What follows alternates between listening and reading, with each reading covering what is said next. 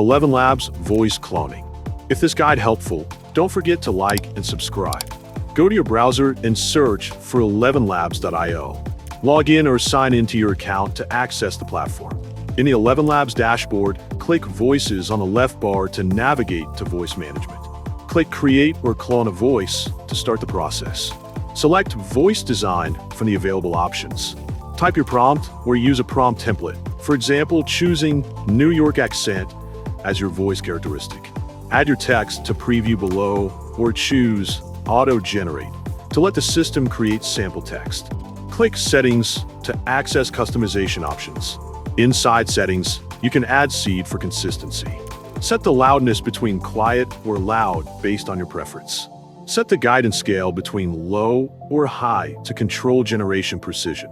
When done setting, click Generate Voice and wait for AI to generate your voice. After generating, you have 3 voices to choose from. Listen to the 3 voices and choose one you like. For example, selecting Voice 2.